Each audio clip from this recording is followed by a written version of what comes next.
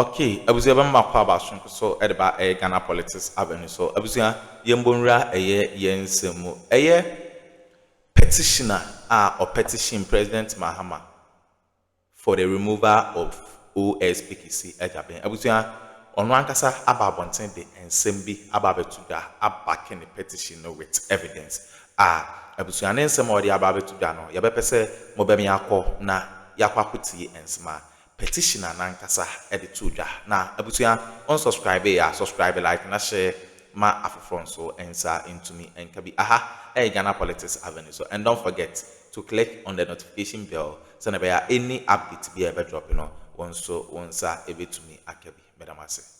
You're welcome back to the polls. Let's take you back to our earlier story where the minister in charge of government communications, Felix Akuffo, has confirmed that petition seeking the removal of the Electoral Commission chairperson, Jean Mensah, her two deputies, and the special prosecutor, Kisi Ejabin, have been received and are now in the hands of the Chief Justice for further action. Well, speaking on Joy Midday News earlier today, Akuffo said that every process that needed to be done has been undertaken, and he said that the process for doing so is quite clear, and at this stage, the process has left the hands of the president. Beyond conveying the petitions to the Chief Justice, let's bring it back into the studio now and speak to Apostle Abraham Lincoln. He is one of the petitioners seeking for the removal of the special prosecutor, Kisi Ejabin. Apostle Lincoln, glad you could join us this afternoon. Thank you. Walk us through the reasons why you decided to petition against the removal of the special prosecutor, Kisi Ejabin. First of all, thank you for greetings to your viewers. First of all, it is not a personal attack or whatever, but I feel that being a citizen, I must demonstrate my rights as the Constitution says. Okay. And two is that this whole OSP matter, when they started, I had a problem with that because I think I questioned then government that what is this? Because it's looked at duplication of duties. Because Yoko is doing this job. So I said, no, I have a problem with it. But I think Matiamidu came out and he left. And Kisi also came. But looking at things that he's doing, tell me one person has been able to prosecute successfully. No. One thing about the security, whatever, is that when one step in, all the people step back. So that because they believe that whatever you are going to do or whatever we will do, the same thing you can do. Do you understand? But yet, he hasn't come up with results. Let's come to this point. A point whereby is, I know in my petition I said demonstrated bad faith. Now, you, per his own statement, per his own interview with him, he granted, the KSM granted him, said that he saw Ken Ofori-Atta, Mr. Ken Ofori-Atta leaving, but he could not do anything about it. They were powerless. He tried all the agencies. It doesn't work. And they said, he was saying so many things about that. I said, no, you have demonstrated bad faith because you own the appointee, the one that appointed you, allegiance. You also own the citizen allegiance. So why don't you organize a press conference that way? I've got a signal that Mr. Ofori-Atta is leaving the country and has issue. Is involved with some corruption-related issue. So let us organize. I'm just appealing to you that listen, this is what is going on. They are preventing me not to work. Then we want to extend you, but you kept quiet for all this while till the person left. Then you are coming out that way. This is what I saw, and I couldn't do anything. You've demonstrated bad faith, and in fact, you should even resign straight. Tender your resignation letter and go. Don't wait for demonstration. Go and wait for petition. But I'm not the only one who has petitioned the president. Yeah, you're one of three. Yes, but and two, also you realize that I stated something about the lack of cooperation. Working with Article 88 of the Constitution talks about the powers that Attorney General has. And when you study it, you realize that even the OSP works right under the Attorney General. The Attorney General can enter non-prosecutor, even if he's prosecuting. You understand? What the OSP does is to investigate. He can prosecute. It's the Attorney General that prosecutes. And the man is actually, you bring the extradition docket. Even if you allow the person to leave, fine. bring the extradition docket so that we can add your tools. Justice since I said it, add your tool, whatever. You wrote letter, whatever, to the chief of staff. Chief of staff is here, Lieutenant General. Then chief of staff immediately gave it to that. He asked you, and you were delaying. So listen, I don't know whether there is a fight between them, but who suffers? It's two elephants. Is the guys that suffers? It's the Ghanaians that suffers. Somebody who has caused Ghanaians pain. Look at the banking sector, the resolution. If you look at the things that it could have saved even the bank, rather, you can't throw the baby with the bathing water. Right. But you could solve the issue. But I believe he used a personal hatred, whether hatred or whatever, and did also look at the bondholders, the bond people who have saved, who has made all that he could, that you lay your hands on. You did excessive borrowing and said they're not giving it again. Then those people who has bond, whatever, people cannot even afford to do dialysis. People cannot even afford to buy their own medicine, and they died. Aren't you wicked, man? No, you lay off. Today somebody told me something that somebody gave me rand figure about the people that works at the OSP. It's about 240 something.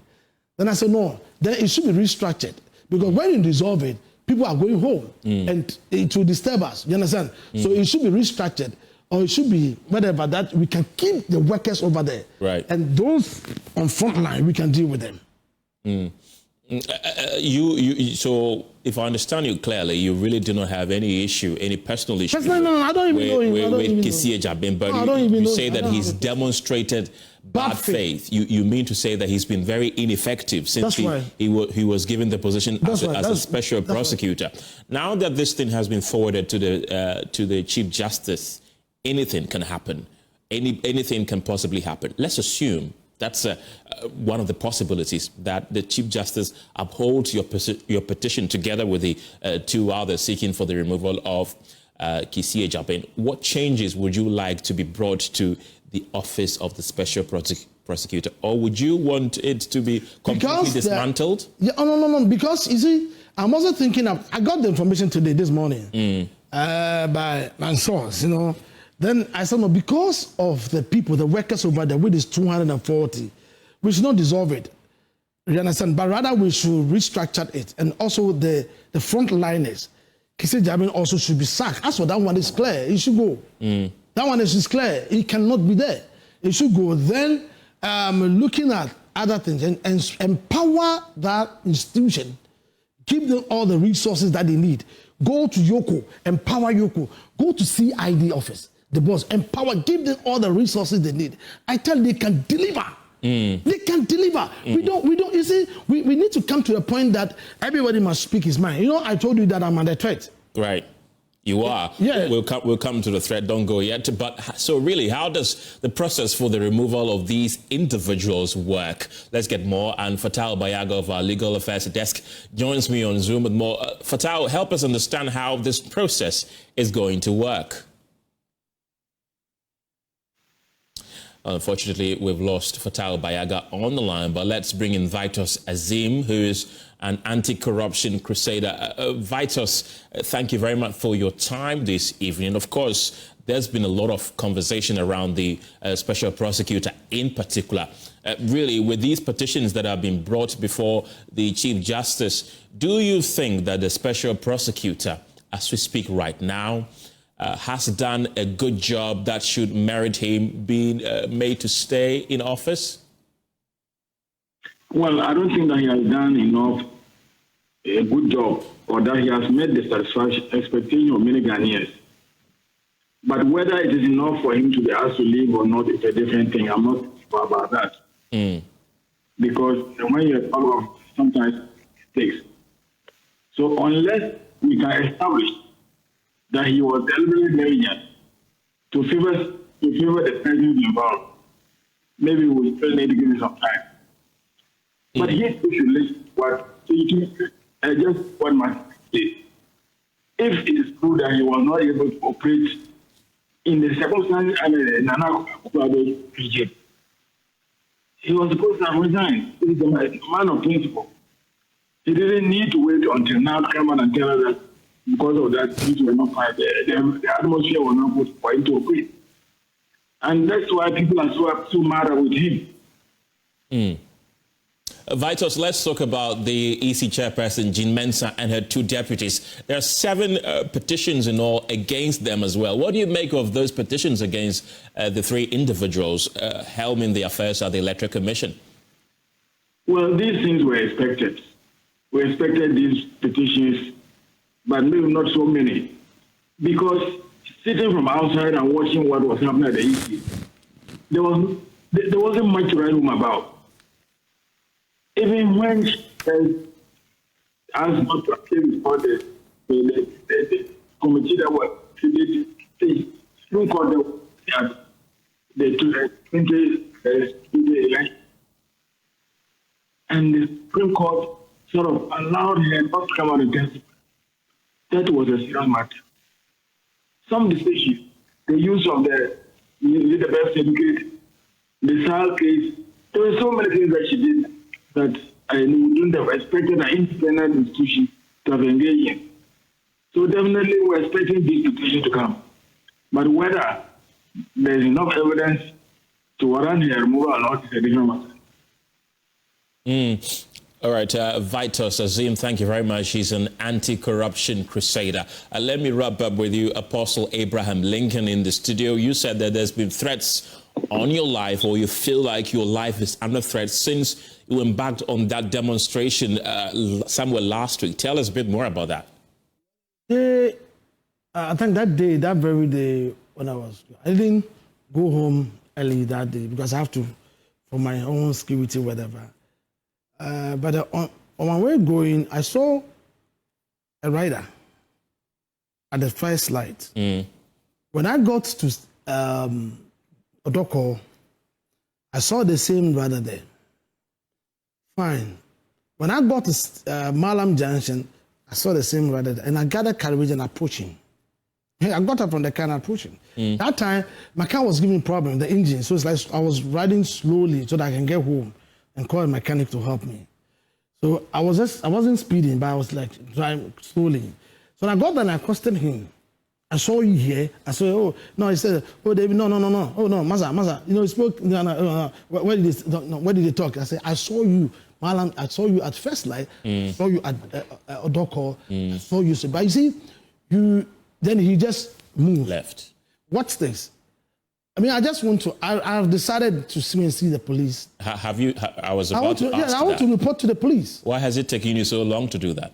Oh, until this thing, you know, when I was coming, got to that place, that place, how do you call it? There's a runabout, and I saw somebody also coming with the bike, but this one is like a max, you know. I used to watch my mirrors and when I'm driving. So I saw him. The moment I turned that Atinkada area, I saw him there. I said, wow. That's why I came. I said, no, I have to report to the police. It's not a personal whatever with Kisi Jabin. It is about the nation they're looking at. It is about somebody causing Ghanaians pain. Okay. But my brother, can you just imagine about this banking, dissolution of the bank? People that are home now, drivers. Some have turned to Uber drivers. My brother, can you imagine this? And you see, when we talk, it looks as if we are against the persona. It's not about persona. If I give you a job and you cannot perform, then I have to sack you. You understand? Right. People have to sack you. I don't know how. Well, anyway, I don't have personal issues with him. What I'm trying to say is that he has demonstrated faith and also abuse of office. Martin people made that statement that anybody that criticizes him, he will call the person. Paul criticized him, he called Paul Adomoche. Martin criticized, he called. Anybody that, are you above criticism? You are not above criticism. Right. As a leader, you must embrace criticism. Okay. Because that is a stepping stone to go to the next level in life. So we are doing constructive criticism. We don't hate me as a persona. All right. God bless you. Okay, Apostle Abraham Lincoln, thank you very much. He's a petitioner. He's seeking for the removal of the special prosecutor, Kisi Ejabin. Well, let's talk politics now, because it's been a wave of endorsements for Dr. Bawumia's campaign team. I'm sorry, we're done with that in the Eastern region as they prepare to wrap up their tour on Tuesday. Let's cross over to the ground and speak with an aide to the former Vice President, Dr. Mahmoud Bawumia, and MPP flagbearer hopeful, Dr. Ekuya Amuako. Dr. Amuako, glad you could join us this evening. The last time we spoke to you, you were on the ground campaigning, of course. We've been hearing it's been an endorsement after endorsement for your candidate. Paint the picture for us. What has been happening in your camp? Well, yes, that's exactly true.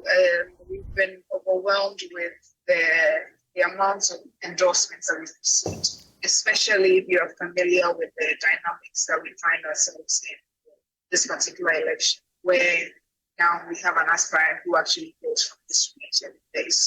But still, it doesn't seem to have affected much of the ground. Almost every constituency we've been to, we've been received with glowing endorsements from not just the members of parliament, not just the constituency, but the electoral area coordinators are all coming together to endorse the candidates representing the parliament. Their reasons are quite simple. They believe that he's been properly marketed. They believe they can be for so long over the period. They can attest to the good character, good judgment, and the temperament that is required to be able to put a party together. So that's and many other reasons that the delegates are giving for blowing endorsement after endorsement. And we started our tour of the Eastern region on Monday. Almost every constituency they have been I think the largest thing of the African Northwest, where about 30 out of the 30 electoral area coordinators have been globally endorsed. Then we came to the Brigadier area in where there's about the same thing. I think there was 31 out of 34 electoral area coordinators also endorsed. Right. Dr. Go on. Can you please speak up? I can't see you. Yes, I was about to ask, your critics argue that these endorsements amount to practically nothing, pointing out that similar displays happened ahead of the 2024 general election. How do you respond to that? And how do you intend to convert these endorsements into actual votes in the primaries that are coming up ahead, and of course the ultimate one in 2028, the general elections, if he wins? So I think let's take it a step at a time. Firstly, the internal election that we have in our party, the dynamics of that election are quite different from the general election. So when you go to a particular constituency, everybody in that room that is listening to your message is a voter and no one else. So it's a very closed system. And if you look at this, the structure, the mobilization structure of our party, when you go to a constituency, you have a member of parliament, you have a constituency chairman, you have constituency executives. Then you come to the electoral area coordinators. They essentially are the soldiers on the ground that run the polling stations. So every electoral area coordinator will have a certain number of polling stations, under them. And each polling station, of course, will have a few executives. And it is very safe to assume that every electoral area coordinator will have about a 60 to 70% influence on the polling station executives that are directly under them. Because, of course, they move together, they do the mobilization for the party together. So if these people come out boldly to throw their weight behind the candidates, I don't think it's something that should be taken lightly. Of course, our candidates, the other aspirants will not be happy about this, but it is politics. They will try to downplay it, but everybody knows the value. If an MP endorses you, of course, it's a big thing, but if the electoral area level, when it's coming down closer to the grassroots, giving you such wild endorsements, it is definitely something that's welcome. It's not something that is going to make us complacent. We are still, as you can see, I just left one of the meetings. Right. With the car. We're leaving no stone unturned. We're finishing up with the Eastern region tomorrow and then to continue. Right. Dr. Mwako, we've seen a slew of prominent individuals within the MPP. Just today, I saw Amase, the former Akotia MP, also throw her support behind Mahmoud Bawumia. We've also seen the campaign manager for Kwabene Japan also convert to your camp, Samia Wuku, and others.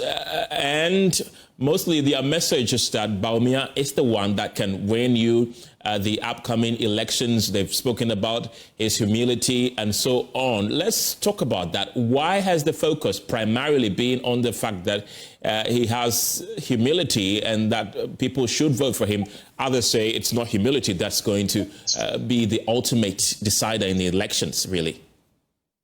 So I have always believed that the MPP and the party of tradition. I don't know if you had the opportunity to listen to the address of the Member of Parliament for the New Job in South East. I found that to be a speech that struck a nerve. It was very convincing, and he was reminding us that the MPP is a party that is deep rooted in tradition.